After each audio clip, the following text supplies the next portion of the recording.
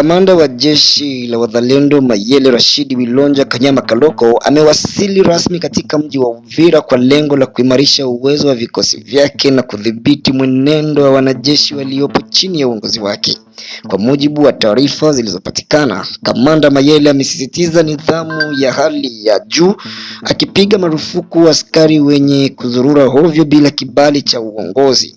Ameonya vikali kuwa askari yeyote atakayekamatwa nje ya majukumu yake bila ruhusa atachukuliwa hatua kali kwa mujibu wa sheria za kijeshi.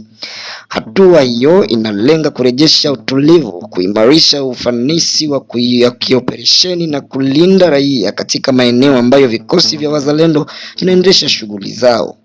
Wakati kituo cha Didas TV kilipojaribu kuzungumza naye ili kupata ufafanuzi zaidi kuhusu uwepo wake Uvira na malengo ya jeshi lake, Kamanda Mayele alikataa kufanya mahojiano kwa sasa, akieleza kuwa bado si muda muafaka. Hata hivyo, aliahidi hivi karibuni ataalika Didas TV kwa mazungumzo maalum yatakayolenga kutoa ufafanuzi mpana kwa umma kuhusu uwepo wa wazalendo Uvira na mwelekeo wa hatua zao zijazo.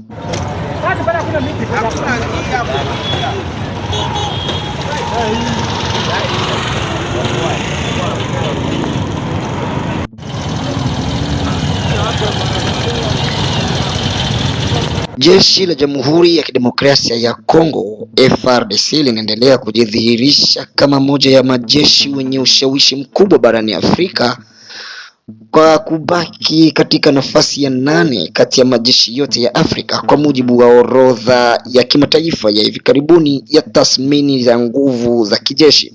Katika ngazi ya dunia, DRC imeshika nafasi ya 64 kati ya nchi 145 zilizochambuliwa. FARDC imepata power index ya 1.351, alama inayoashiria maendeleo makubwa ikilinganishwa na tathmini zilizopita. Matokeo haya yanaakisi juhudi zinazoendelea za kiserikali katika kulifanyia jeshi maboresho ya kisiasa, kuongeza uwezo wa kioperesheni na kuimarisha ulinzi wa taifa. Hata hivyo, mafanikio haya kitaasisi yanakuja katika mazingira magumu ya kiusalama. Katika tukio la kusikitisha, kiongozi wa kijiji cha Bushani karibu na Kashebere ameripotiwa kuuawa katika eneo linalodaiwa kuwa nchi ya udhibiti wa waasi wa AFC M23. Tukio hilo limeongeza hofu miongoni mwa wakazi wa eneo hilo na kuibua maswali mapya kuhusu ulinzi wa kiraia katika maeneo yenye migogoro. Licha ya changamoto za kiusalama mashariki mwa Jamhuri ya Kidemokrasia ya Kongo, nafasi ya FARDC katika orodha hii kimataifa inaonekana kama ishara chanya ya uthabiti wa kitaifa na uwezo wa jeshi, huku wananchi na wachambuzi wakitarajia maboresho hayo ya kijeshi yaendane sambamba na kuimarika kwa usalama wa raia. Mwaka mmoja umepita tangu jiji la Goma likaliwe na waasi wa AFC M23 wanaodaiwa kuungwa mkono na Rwanda, lakini hali ya maisha ya wakazi wake bado ni ngumu na yenye sintofahamu. Licha ya juhudi za kidiplomasia za kikanda na kimataifa, kuanzia Umoja wa Afrika, Umoja wa Mataifa hadi mchakato wa Washington na Doha, amani ya kudumu mashariki mwa Jamhuri ya Kidemokrasia ya Kongo DRC bado haijapatikana. Mlolongo wa mashambulizi na kuanguka kwa Goma kuanzia tarehe 25 hadi tarehe 27 Januari mwaka 2025, Goma iliingia katika kipindi kimoja cha giza zaidi katika historia yake. Mashambulizi ya AFC M23 yaliongezeka katika maeneo jirani, hususan wilaya ya Nyiragongo. Mizinga mizito na makombora yalipigwa katika vitongoji kadhaa, baadhi ya wakiripotiwa kutoka maeneo ya mpaka kati ya DRC na Rwanda. Usiku wa kuamkia tarehe 27 Januari, jiji lilishambuliwa vikali, huku sehemu kubwa ya vikosi vya jeshi na polisi vikiwa vimeondoka. Mamia ya watu walipoteza maisha na maelfu wakikimbia makazi yao.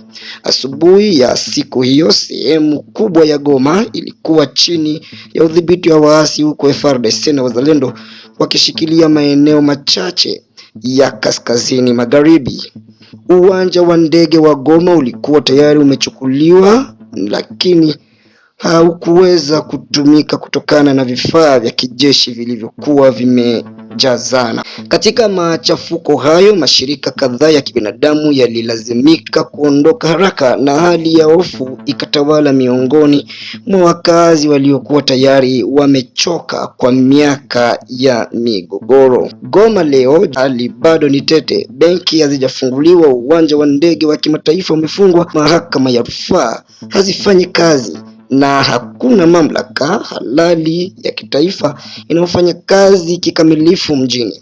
Uchumi wa ndani umeyumba vibaya, huku wafanyabiashara wengi wakipoteza mitaji yao kutokana na uporaji na mapigano. Mkazi mmoja wa Goma aliyeporwa na kuathiriwa kisaikolojia na tukio la tarehe 27 Januari mwaka 2025 anaeleza kuwa siku hiyo ilivunja kabisa chanzo chake cha riski na kuacha majeraha ya kudumu kwa familia yake. Maelfu ya wakazi wa Goma bado wanaishi uhamishoni, baadhi yao wamekimbilia Beni, makao makuu ya muda ya Nord Kivu, aidha Kivu ya kaskazini.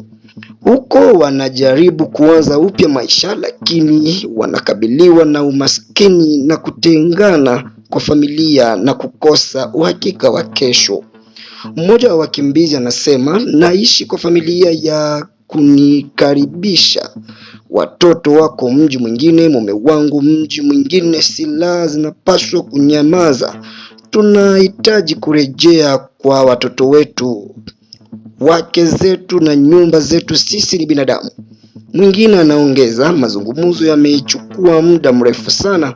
Kadri siku zinavyopita ndivyo maisha yanavyozidi kuwa magumu. Kwanza waache vita, kisha watafute suluhisho la haraka. Juhudi za kidiplomasia, matumaini yanayoyumba katika kipindi cha miezi 12. Juhudi nyingi za kidiplomasia zimefanyika. Umoja wa Afrika UA, Rais wa Togo Faure Nyazibe aliteuliwa mpatanishi, huku Lome ikichukua nafasi muhimu katika juhudi za amani.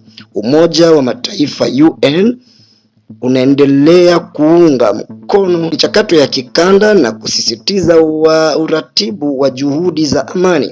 Washington na Doha, michakato ilianzishwa Ufaransa ikitangaza kuunga mkono juhudi hizo katika mkutano wa Paris Oktoba mwaka 2025, ikisisitiza dharura ya kibinadamu. Eneo la Maziwa Makuu, mazungumzo kati ya DRC na Rwanda yanaendelea kupitia wapatanishi. Julai mwaka 2025, DRC na AFC M23 zilitia saini tamko la msingi Doha likilenga kusitisha vita kabisa, kurejesha wakimbizi na kurejesha mamlaka ya dola.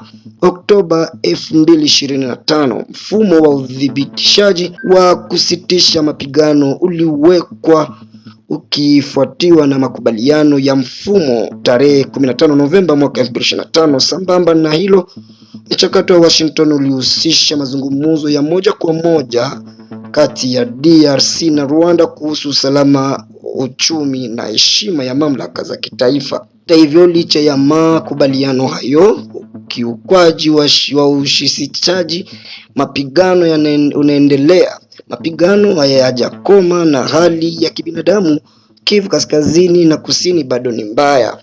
Amani bado mbali kwa ngazi na wakazi wa Goma na Kivu kaskazini mwaka mmoja baada ya kuanguka kwa jiji. Matumaini na kukata tamaa vinaendelea kuishi sambamba. Wakimbizi wanatamani kurejea nyumbani, wakisisitiza kuwa mazungumzo lazima yatoe matokeo ya haraka. Bila hivyo, mgogoro wa kibinadamu na kiusalama una hatari ya kuendelea kuongezeka.